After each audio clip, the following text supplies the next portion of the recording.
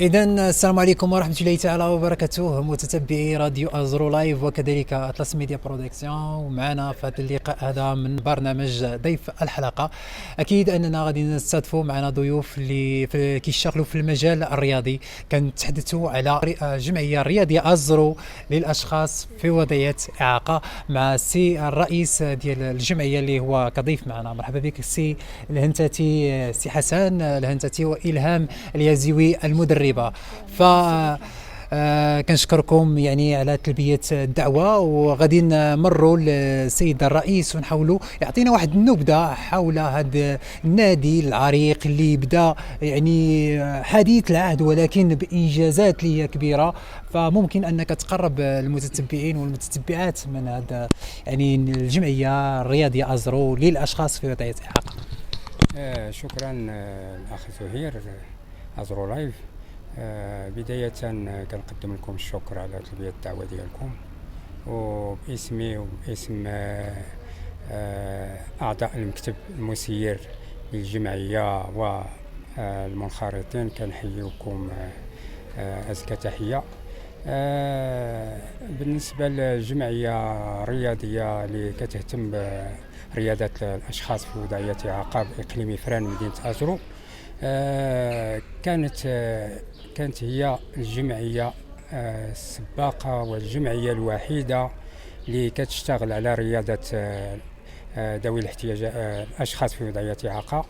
الجمعية كتشتغل على ألعاب القوى بما فيها من رمي الرمح، رمي القرص، دفع الجلة، الجري، وكذلك رياضة الكرة الحديدية.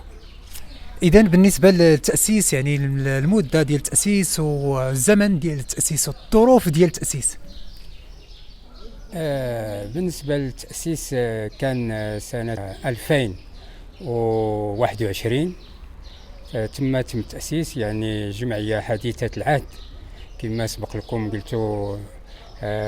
يعني جمعية عريقة، هي عريقة في الإنجازات لكنها حديثة العهد. يعني هذه سنتين يعني إنجازات كبار، كاينة إنجازات تبارك الله منذ افتتاح وتكوين الجمعية. الحمد لله مشات الجمعية رغم الإكراهات، بعض الإكراهات غادي ندوزوا الإكراهات والمشاكل اللي كتصادفكم. يعني نحاولوا نشوفوا الجانب التقني، الجانب إن شاء الله نكملوا الإنجازات. شاركنا في عدة تظاهرات رياضية يعني محلية، وشاركنا في عدة تظاهرات جهوية، وعدة تظاهرات وطنية اللي كتنظم الجامعة الملكية المغربية لرياضة الأشخاص في وضعية إعاقة. بالنسبة لتظاهرات محلية يعني قمنا بالمشاركة في بعض السباقات على الطريق اللي نظمتها بعض الجمعيات، وتبارك الله يعني العدائين ديالنا كيحرزوا على نتائج مشرفة. بالنسبة للتظاهرات الجهوية كذلك نتائج مشرفة لا بأس بها، لكون الجمعية يعني كما قلنا حديثة العهد. وكت يعني وضعت القدم ديالها من إلى جوار أقدام الجمعيات اللي هي كبيرة وقديمة، يعني أزيد من 10 سنوات. مسألة أخرى بالنسبة للتظاهرات الوطنية، شاركنا في تظاهرات رياضية بمدينة مكناس، لقاءات رياضية في ألعاب القوى، وشاركنا في مدينة الرباط في بطولة وطنية، وشاركنا كذلك في مدينة القنيطرة في بطولة كأس العرش للكرة الحديدية. اذا هذه الانجازات كامله اكيد ان وراءها واحد الطاقم اللي هو عريق، وطاقم اللي كيسهر على الانجاح ديال معظم التظاهرات، وكيحقق واحد النتائج اللي هي مشرفه اكيد انها كتشرف مدينه ازرو وكتشرف الاقليم. فهي جمعيه تاسست حديثه العهد ولكن عندها انجازات كبيره، والفضل اكيد كيرجع للمدربين. ندوزو واحد اللقطه وغادي نعاودوا نرجعوا نشوفوا بالنسبه للتدريبات والمشاكل والعراقيل وكيفاش الصعوبات اللي كتواجهوها يعني مع هذه الفئه. السلام عليكم، شكرا اخ زهير على هذه الاستضافه وعلى هذه الالتفات على هذه الجمعيه الحديثه. ومعاك اليزوي إلهام، ابنة الجمعيه رياضه ايا سبورتينغ للتايكواندو، ومدربه في الاعداد البدني لكره القدم. تنشكر الاخوان والمكتب المسير اللي تيسهر على على هذه الجمعيه هذه، واللي بسببهم اقترحوني كمدربه لهذا الفريق. وقلت علاش ما نجربش انا الحظ ديالي مع هاد الوليدات هادو، ديك الاعاقه ما تكونش عائق بالنسبه نتحداو ديك الاعاقه ونخرجوا للوجود، ونديروا التنقيب على دوك الوليدات اللي المعظم ديالهم خبعين غير في المنازل ديالهم. وتنشكروا الاباء ديالهم اللي اصلا سايقين فينا وعاطينا وليداتهم باش يمارسوا معنا هاد الرياضات اللي كاين. والحمد لله حنا كنا في حسن الظن.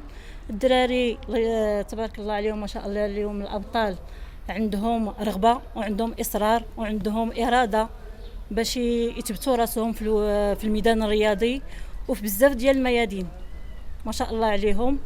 والحمد لله كبدايه للجمعيه حديثه العهد حققت نتائج جد مشرفه. اذا بالنسبه يعني المواد باش كتشتغلوا، الاجهزه ولي توني كما كنقولوا، الملابس، شنو هي الاشكالات والعوائق يعني بالنسبه للعائق الكبير والمشكل اللي تنعانيو منه بالذات، الحمد لله من ناحيه الاداره التقنيه راه حنا مسيرين. بالدليل على داكشي ان الحمد لله كاينين نتائج، كاينين طاقات الحمد لله، وكاينين نتائج. منهم حققنا بطولة المغرب تكلاسنا فيها العام الماضي، تكلاسنا في الرتبة الثالثة. والحمد لله بالنسبة لهذا العام أننا دينا كأس العرش لأول مرة. إذن هذا إنجاز غادي نرجعوا ونهضروا إن شاء الله عليه أكيد، وغادي ناخذوا بعد يعني كانت بعد نقطة ربما غفلنا عليها ونعاودوا نرجعوا لها باش أننا نغنيو النقاش، نخليو النقاش هكا أحسن. فممكن أنك تسترسل لتتمة الإنجازات.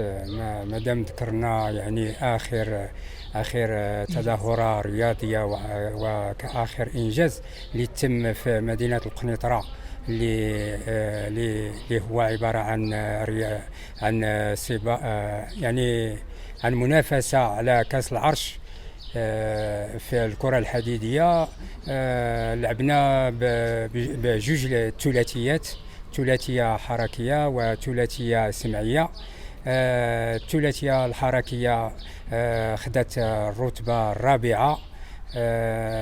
يعني كون الأبطال ديالنا يعني جداد، كنقولوا زعما يعني جداد في اللعبة ديال الكرة الحديدية. وكاين كما قلنا حتى نقص في المعدات الرياضية، اللوازم الرياضية. بالنسبة للثلاثية السمعية، الله سبحانه حالفنا وعطانا الحظ الأوفر باش جبنا هذا الكأس تبارك الله، كأس العرش. يعني كانت أول مشاركة للجمعية في كأس العرش، واختتمناها بسحب الكأس من الجمعيات يعني العريقة اللي عندها أكثر من 10 سنوات. كما كنقولوا جبتوها من السبع. وكانوا يعني كان لقاء صراحة شيق، وكان لقاء حار، يعني كان واحد اللقاء حار جدا. كون اللاعبين ديالنا يعني واجهوا لاعبين متمكنين في اللعبه، متمكنين فعلا، يعني لاعبين اقوياء. ومع ذلك حالفنا الحظ وهذا الكأس هذه تبارك الله اللي جبناه كأس العرش العظيمة، كأس العرش الميمونة، كنهديوها لصاحب الجلالة الرياضي الأول، وكنهديوها العامل إقليم إفران، وكنهديوها لمدينة أزرو والناس أزرو ككل. وشكرا. هذه اللي كتهديوها كتزوجوا وكتهديوها الاقليم إفران. بالنسبه لينا حنايا وكنهضروا على نهضروا على الاكراهات يعني باش نخليو هاد الوليدات هادو يزيدوا يستمروا في هذا الجانب الرياضي. اكيد انكم انتم كتشوفوا بان كاين اشكالات، مشاكل اللي كتعانيوا منها، يعني نحاولوا نشوفوا. بالنسبه للاكراهات او الاكراه هو وسائل النقل. وسائل النقل تكون عندك خرجه ما تلقاوش في وسائل النقل متوفره. وتنشكروا من هنا المجلس البلدي اللي في الصراحه راه ديما تيقوم بداك التدخل وتيوفر لنا ديك الوسيله النقل باش نشاركوا في التظاهرات هذه. وتنشكروا الجمعيه مدرسه الرياض أزرو من هذا المنبر هذا، حتى هما كانوا من السباقين لينا في الدعم ديالهم، كانوا موفرين لنا الملعب ديالهم تم في المؤسسه، والابطال في اي وقيته الملعب مفتوح في وجهنا. تنشكروا الاخت رجاء والاخ عبد العالي هما مدير ديال المؤسسه. والاكراهات نتمنوا من الله عز وجل من هنا لقدام ان شاء الله تكون شي يد اللي تساعد هاد الوليدات.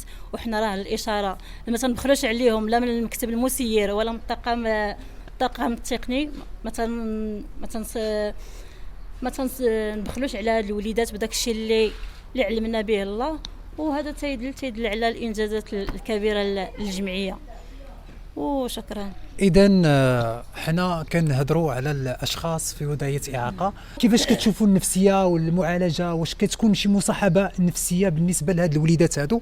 حيت المصاحبه النفسيه هي كتلعب واحد الدور كبير وعامل كبير باش انه كيتطور، بحكم اننا كنشوفوا بعض الاشياء اللي كاينين بعض الامهات اللي ما يقدروش انهم يخرجوا هادو الوليدات، واخا كيكون عندهم طاقات وكيكون عندهم مواهب، كيكون عندهم قدرات خارقه، ولكن للاسف كيكونوا حابسين المنزل، حابسين داك 4 جدران، ربما ما كان تنقولوا ما تنخرجوهمش للوجود. علاش يعني كيفاش حاولت الجمعيه انها تنظر في هذا الجانب هذا؟ هو هذا الموضوع اللي جبتي الاخ زهير هو موضوع يعني شامل، ونقدروا نقولوا هو الموضوع اللي مكتوب بخط احمر. يعني العمل مع المعاق هو صعب، وفي نفس الوقت راه سهل. من بين المسائل اللي كتخدم عليها الجمعيه مع الابطال ديالنا، كنكونوا حنا هما الاباء ديالهم، الاخوات كيكونوا هما الامهات ديال الوليدات. الدعم النفسي يعني لدرجه ان الابطال ديالنا رجعوا، يعني الاباء ديالهم كيستشروا معنا على وليداتهم، يعني كي دايرين كيفاش هذه، ولمسوا الاباء لمسوا واحد التغيير، واحد القفزه نوعيه، لا جسمانيا ولا عقليا ولا نفسانيا ديال الوليدات الحمد لله. وتوالفنا معهم حتى حنا ورجعنا كأسرة وحده، ويعني كنحسبوهم وليداتنا والحمد لله. وهذا كله فيه الاجر الكل من كيمد يدو لهذه الفئه هذه يفهموا. بعد ما غادي نعطيك النقطه غادي نحاولوا ناخذوا بعض الصور ديال الوليدات المتتبعين المتتبعات، نخليكم مع بعض الصور وغادي نرجع لكم. شكرا.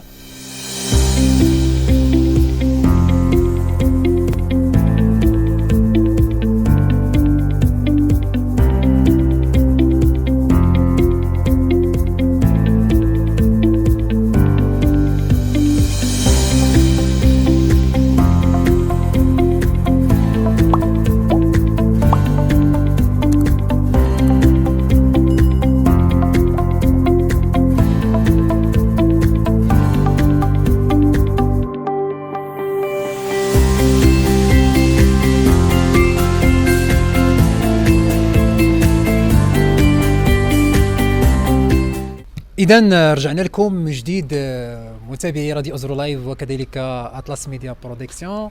بالنسبه للتصور اللي شفنا، اكيد ان شفنا في المحياه ديال الاطفال واحد السعاده وواحد الفرحه بهذا اللقب هذا اللي هو اللقب ديال كاس العرش، وشفنا بان كاين انشطه اللي هي انشطه اللي كتجي موازيه. فكيفاش يعني كتشتغل الجمعيه في هذا الاطار ديال هذه الانشطه الموازيه؟ شكرا اخ زهير على ذكر الانشطه الموازيه. كي معروف ان الجمعيات والانديه الرياضيه كتشتغل تقريبا فقط في الرياضه، وخاصه الجمعيه الرياضيه ازرو للاشخاص في وضعيه اعاقه. مادام كنخدموا على الاشخاص في وضعيه اعاقه، يعني هما محتاجين لواحد الدعم نفسي، واحد الدعم معنوي، مصاحبه، ترفيه الى اخره. ارتأت الجمعيه انها توفر لهم يعني ماتيريال، ادوات موسيقيه، آلات موسيقيه، باش كيمارسوا الايقاع وتبارك الله عليهم، يعني كيضبطوا الايقاع ما شاء الله عليهم. وتما فين كيفرغوا الطاقات ديالهم عاوتاني لما كيتعبوا شويه في الرياضه، كيجيو ينساو شويه، كيجيو يلعبوا شويه ديال الموسيقى باش كينساو داك التعب ديال الرياضه. وكنشكروا عاوتاني الاخ زهير يعني اللي هو قدامي، الاستاذ المسرحي، انه كيستضيف الابطال ديالنا باش كيمارسوا عنده المسرح. وهذا جانب اخر اللي كنشكركم عليه بزاف كجمعيه وكاعضاء المكتب. كنشكركم بزاف على هذه الالتفاته، لان المسرح كيقولوا المسرح ابو الفنون. يعني الوليدات تبارك الله يعني هما في واحد 3 المجالات: رياضه، موسيقى، مسرح، وتبارك الله عليهم يعني كيعطيو في هاد المجالات الثلاث. وكنشكرك مره اخرى على الاهتمام ديالك الكبير والغيره ديالك على هاد الوليدات هادو، وشكرا لك بزاف. اذا هذا واجب، وحنايا راه الاشاره من اجل يعني المسانده والمواكبه ديال هاد الوليدات هادو، باش اننا ان شاء الله نشوفوهم هما ابطال ديال المستقبل. هاد الوليدات هادو راهم فخر ديال الاقليم. فبهذا يعني غادي وصلنا يعني الختام، وغادي في كلمه ختاميه غادي ناخذوها من المدربه ديال الفريق. الشكر، يعجز اللسان على شكر هاد الأبطال اللي في الصراحة نعياو ما نقولوا في حقهم، راه قليل داكشي اللي يتقال في حقهم الصراحة، أنهم باش يحبوك ويتواصلوا معاك ويحققوا لك الإنجازات، ويحبوا هاد الرياضة ويعطوا فيها عطاء الناس كبير. هذا الفضل تيرجع لهم بالدرجة الأولى ليهم هما والجمعية والمكتب المسير. وتنشكروا كل من ساهم لا من قريب ولا من بعيد، واللي تيمد لنا يد المساعدة ولو بالكلمات الطيبة. راه ماشي ضروري تنقولوا مساعدة أنك خاص شي حاجة من موسى، حتى اللي تيساندك بالكلام الطيب وكذا، هذيك راه مساندة. وتنشكروا الجامعة الملكية المغربية اللي تتوفرنا تكوين هي باش نحاولوا نتواصلوا مع هاد الفئات هادو. تنشكرهم الشكر الجزيل، وشكرا خويا زهير تبارك الله. اذا في كلمه ختاميه للسيد الرئيس. ختاما يعني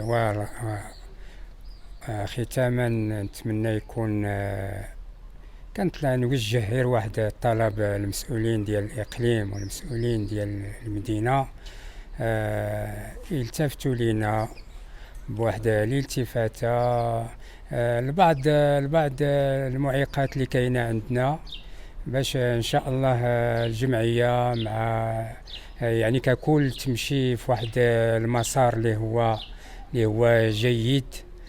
وكان مرة أخرى كنشكروا عامل إقليم إفران، كنشكروه بزاف، وكنشكروا رئيس المجلس البلدي، وكنشكروا كل واحد عنده غيرة على هاد الوليدات ديالنا، وكنشكروا كل واحد عنده غيرة على الرياضة. وفي الختام كان نحيي الأبطال ديالي، يعني الصراحة اللي بهروا خلاو يعني أندية عريقة خلاوها مبهورة لما فزنا بكأس العرش بمدينة القنيطرة. وكنوجه الشكر لكل الأعضاء المسير ديال مكتب الجمعية، وكنوجه الشكر للطاقم الصحفي، وكنوجهوا الشكر الكبير كنقولها 3 المرات للسيد باهوجة مدير المركز السوسيو ثقافي أزرو للقرب. كنوجه له الشكر بزاف، اللي يعني ما كيبخلش علينا حتى بشي حاجه وكيمد لنا يدو وكيحسبنا بحال وليداتو. وكذلك كنوجه الشكر للاخ عزيز، الاخ يعني الحارس ديال المؤسسه، وكنشكروا المديريه الاقليميه ديال الشبيبه، وكنشكروا جميع كل من كيحبنا، كنبادلوه بالشكر والمحبه. وشكرا.